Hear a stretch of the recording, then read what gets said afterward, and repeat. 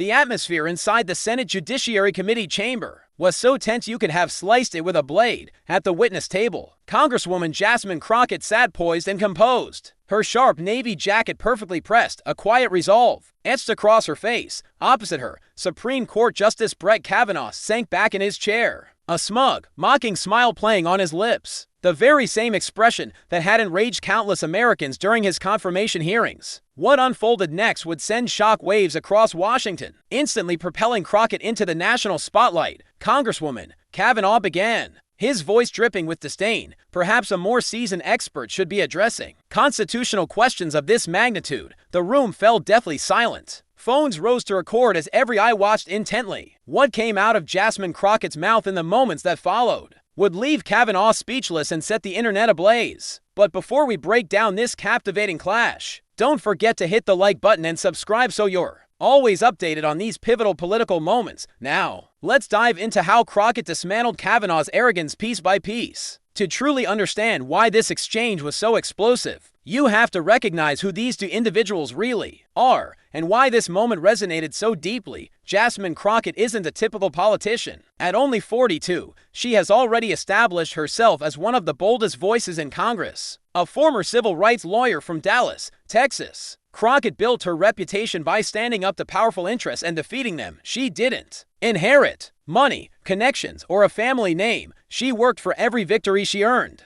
Her journey to the House of Representatives was far from preordained. Born in St. Louis and raised in a working-class household, she relocated to Texas for college and never looked back. She put herself through the University of Houston Law Center, working long hours as a server and tutor to cover expenses. After graduating, she could have joined a high-paying corporate firm, but she chose a harder path, opening a civil rights practice that represented those ignored by larger firms. For more than a decade, Crockett advocated for clients who suffered discrimination in housing, workplaces, and voting booths. Time and again, she defeated deep-pocketed opponents in court, making a name for herself across Texas as an attorney who refused to be intimidated by wealthy or powerful adversaries. Her reputation became well established within the state's legal circles. She was someone who would stand firm for justice no matter how steep the odds. Eventually, her work in a pivotal voting rights case drew the attention of local Democratic leaders, prompting them to ask her to run for office,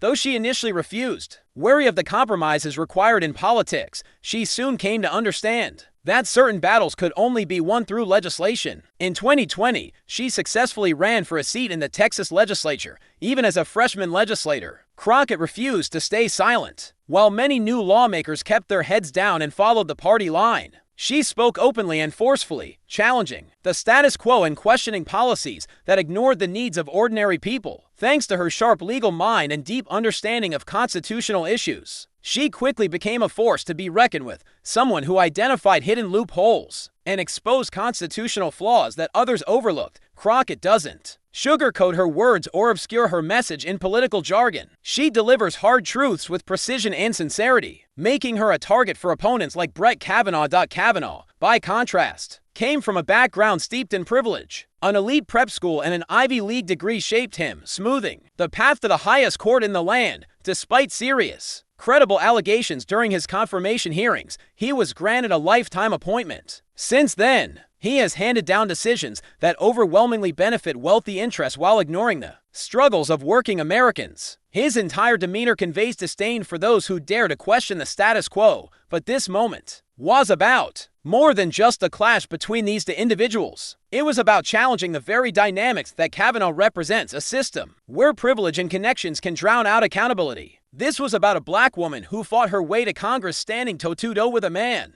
representing the pinnacle of an elitist establishment. It was about the hearing room was packed with journalists, activists, and political spectators, all leaning forward as a palpable tension grew. Crockett's supporters adjusted uneasily in their seats, while Kavanaugh's allies exchanged smug glances. With a measured, confident voice, Crockett responded, "Justice Kavanaugh, I respect your concerns, but I firmly believe the American people deserve full transparency from every branch of their government, and that includes the Supreme Court." That was the moment when Kavanaugh's facade began to crack. His voice shifted into that same sharp, condescending tone he had used throughout his confirmation hearings when pressed by senators. "Well, Congresswoman," he sneered, "constitutional law is a highly intricate matter. Perhaps you should consult with more seasoned colleagues before proposing such sweeping changes to how the court operates. A chill settled across the room. A few people in the audience gasped aloud. Even some Republican members of the committee exchanged wary glances,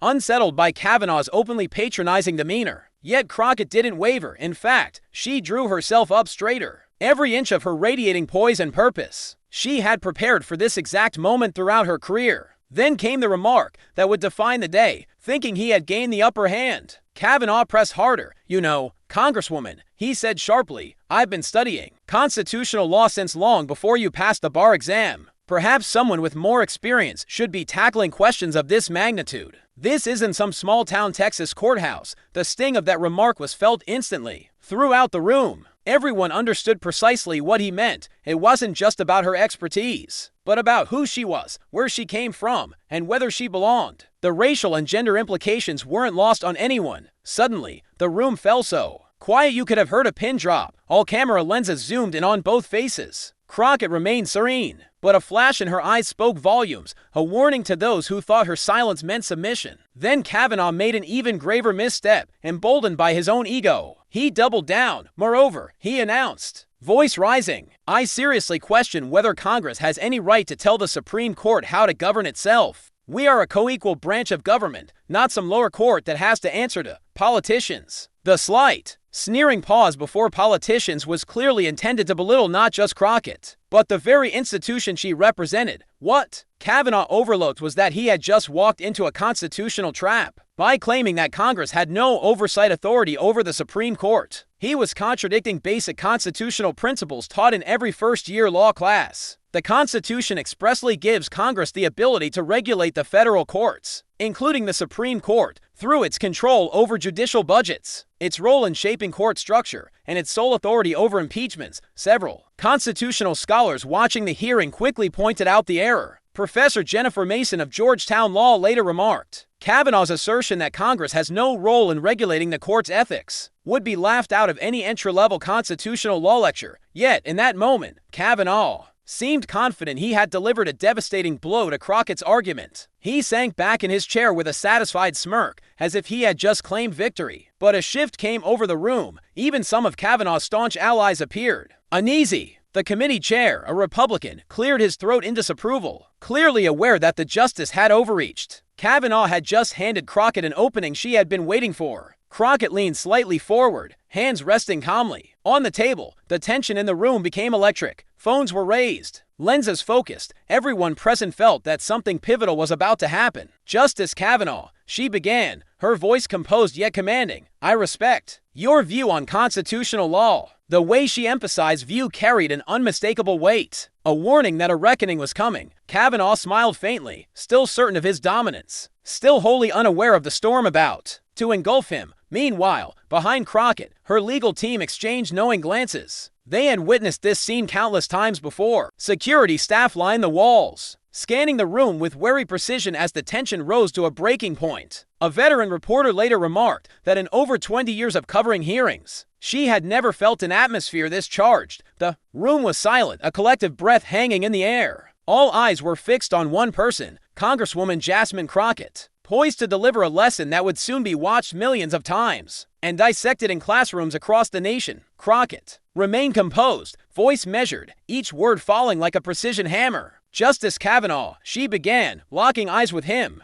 "since you've chosen to question my qualifications, allow me to set the record straight for you and for every person watching." From the table, she pulled out a meticulously prepared folder. The move was deliberate. It spoke volumes. She was ready for this. "You said you've been studying constitutional law longer than I've been a lawyer," she stated calmly. "That's interesting, because I passed the bar in 2006. You graduated from Yale in 1990. That's roughly 16 years you claim. Not a bad start." The room fell silent. Even Kavanaugh's smirk began to falter. "But here's what really stands out. Justice Kavanaugh," she pressed, voice rising just enough to draw every ear closer. "While you were working as a political operative, not a constitutional scholar, digging into President Clinton and managing partisan campaigns, I was in courtrooms defending people's rights, protecting the Constitution, making sure its promises meant something for ordinary Americans. With that," she opened the folder and read aloud, "since you've brought up experience, let's talk about it. As a civil rights attorney, I argued cases that safeguarded voting rights, defended free speech, and upheld equal protection, real constitutional work, and real courtrooms, helping real people. Meanwhile, you were working opposition research for Kenneth Starr and boosting partisan interests. Not exactly constitutional practice, is it, Justice Kavanaugh? A low murmur of agreement rippled through the room, growing louder. This was no longer an exchange. This was a public dismantling, and since we're discussing experience, she continued, voice rising now, gaining strength and conviction, let's also talk about why we're here. You claim the court doesn't have to answer to politicians, but it must answer to the American people. The American people deserve to know why you've accepted luxury trips, expensive gifts, and private jet flights while making decisions that benefit wealthy friends. Actions that would get any other federal judge sanctioned or removed from the bench. The room erupted. Gavel taps tried to restore order, but the sound of shock and rising applause drowned it out. Kavanaugh's face tightened, crimson rising in his cheeks, yet Crockett didn't flinch. When the room finally settled,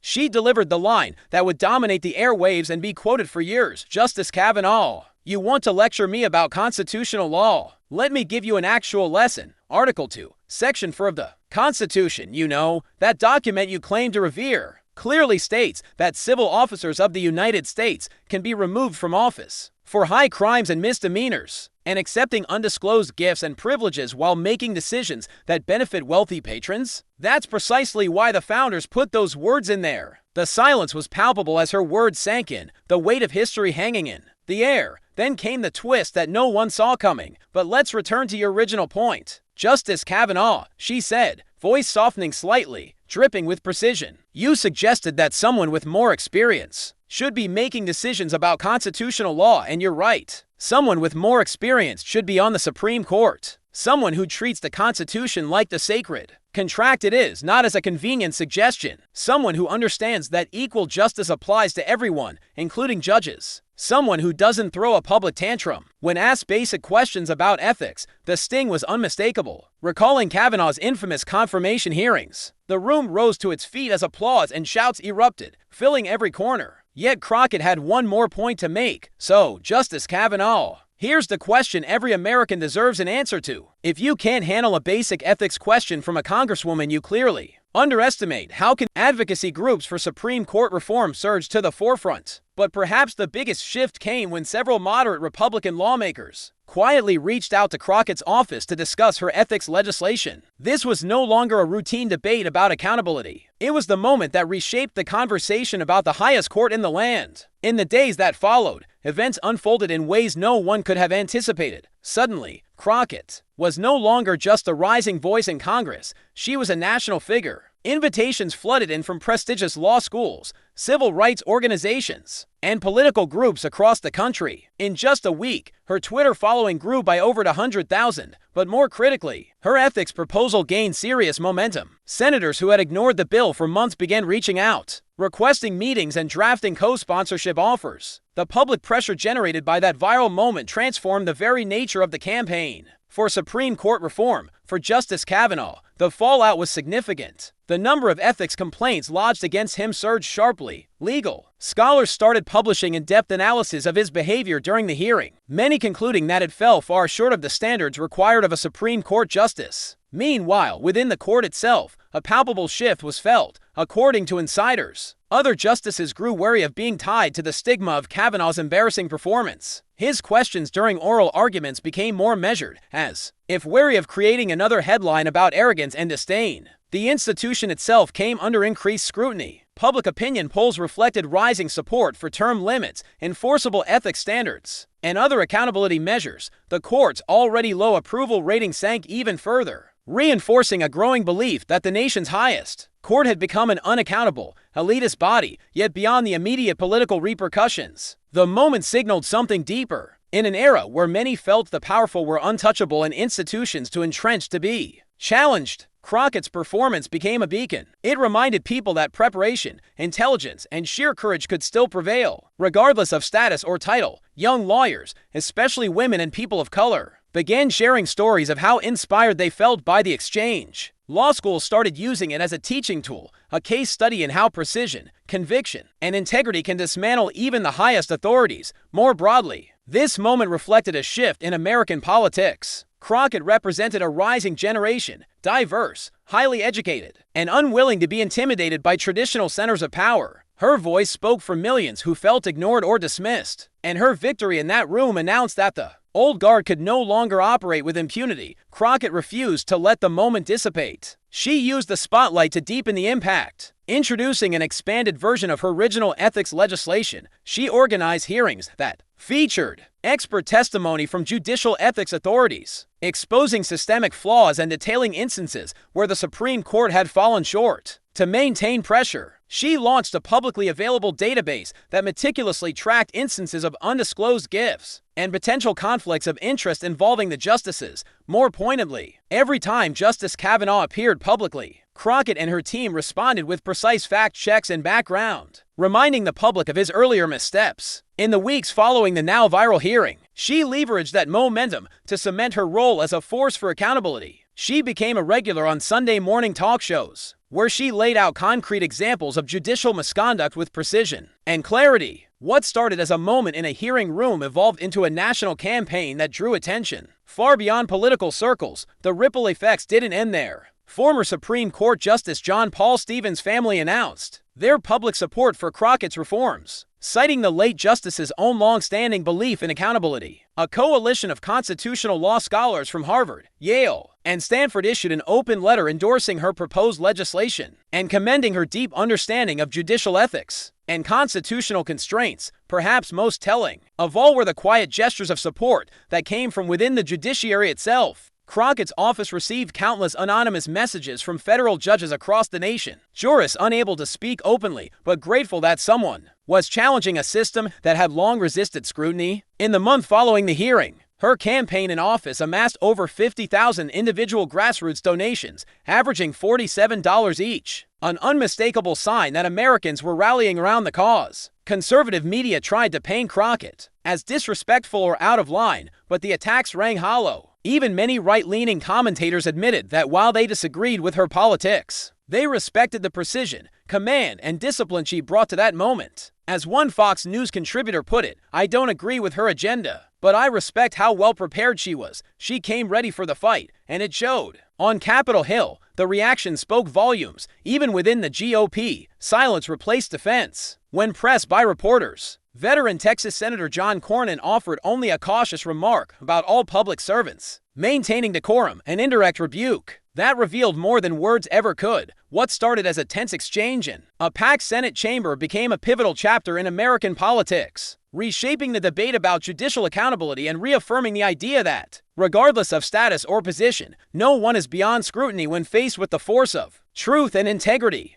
Behind the scenes, the fallout was swift and intense. Republican strategists were reportedly fuming at Kavanaugh for creating such a damaging moment. An anonymous GOP operative told Politico, "We spend so much time warning about judicial activism from the left, and then one of our own justices goes on live television acting like he's above the basic ethics rules. He handed Democrats a win we never needed to give." The clash exposed deeper fault lines within the conservative legal movement over the Supreme Court's public image. Younger conservative lawyers, especially those who had spent years defending the court's legitimacy in academic and professional spaces, were openly critical of Kavanaugh's performance. Even the Federalist Society, while refraining from an official statement, reportedly held internal conversations about the damage Kavanaugh's behavior had caused to their long-term judicial agenda. Traditionally supportive conservative legal outlets struggled to justify the exchange. A number of columns attempted to criticize Crockett for grandstanding, only to devote most of their space explaining why Kavanaugh's initial remarks were inappropriate. The difficulty in crafting a credible defense became a story in itself, with commentators noting that when even your staunchest allies can't justify your behavior, the argument is already lost. 6 months later, the shock waves from that moment were still reshaping Washington. Crockett's ethics legislation had passed the House and was gaining serious momentum in the Senate. Meanwhile, Kavanaugh had largely retreated from public view. After a series of fresh ethics revelations emerged, he stopped making public appearances altogether. More importantly, the scene inspired a new wave of activists, attorneys, and advocates to stand up and demand accountability from the highest court in the land. As Crockett explained in an interview soon after the hearing, "That day was never about me versus Justice Kavanaugh. It was about making a choice, accepting a system where the powerful can break the rules, or saying no more. I'm proud we chose to send the message that no one is above the law. What began as a tense clash in a packed hearing room